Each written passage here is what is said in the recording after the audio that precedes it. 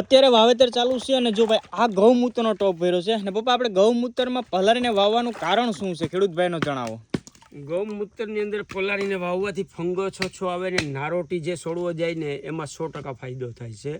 પણ ગૌમૂત્ર ઓછામાં ઓછું 40-45 દિવસનું જ આવી રીતનું પડતર હોય ને એ જ યુઝ કરવાનું. તાજું ગૌમૂત્રની અંદર નહીં આપવાનું. અને ખરેખર તમે હું તો દરેક ખેડૂતને કહું ને આપણા રોપા બનાવવાળા ભાઈઓને કહું કે તમે ખાલી જાજાની 100 નંગની ટ્રાય કરીને તમે અલગ વાવજો એમ. અને પરફેક્ટ 110% જો એનું રિઝલ્ટ ન મળે ને તો મને કહેજો તમે એમ. કારણ કે અત્યારે આ મોઢાના ભાગની અંદર કે ગૌમૂત્ર પલાળવાથી રોપાની અંદર છે ને એની અંદર કોઈ બેક્ટેરિયા કે એની બીજી કોઈ પ્રોબ્લેમ નથી રહેતો. સમજી ગયા તમે એમ. આ થોડું મહેનત પડે. અને બીજી એક વસ્તુ કહી દઉં કે ખરેખર રેતી છે ને યુઝ ન કરવી જોઈએ. અત્યારે છે ને પપ્પાનું કહેવું એમ છે કે જો આ અમે ધૂળનો જ ઉપયોગ કરીએ, જો અહીંયા બધી વાવેતરની અંદર અહીંયાથી જો વાવેતર થાય છે રેતીનો ઉપયોગ કરે તો પપ્પા સૂકો રોગ બહુ આવે છે અને ત્યાં સુકાય છે. એવું લાગ્યું અમને.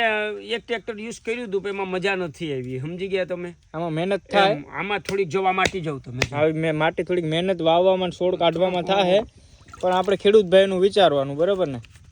અને જો બાકી અહીંયા હવે બધા જેટલા નાળા છે એટલા પપ્પાએ કીધું એમ ગૌમૂત્રની અંદર બધા પલાવરો છે જેથી સૂકો રોગ ન આવે. કાલ સવારે કોઈ ખેડૂત ભાઈ લઈ જાય તો એમ ના કહે કે ભાઈ અમારો રોપ સુકાઈ ગયો, તો જેથી કરીને આપણે ભવિષ્યનું ખેડૂત ભાઈનું ધ્યાન રાખીને અત્યારે થોડીક મહેનત થાય. પણ બધા રોપા ગૌમૂત્રની અંદર પલારી નાળીએ ત્યાર પછી વાવેતર કરવામાં આવે છે. અને બાકી આ માટીનું કીધું એમ કે બધામાં માટી, જો ક્યાંય પણ ધૂળનો યુઝ નથી થતો. ને એક વસ્તુ ધ્યાન રાખવું, 5 લીટર પાણીની અંદર 2 લીટર 40 દિવસનું પડતર ગૌમૂત્ર યુઝ કરવાનું.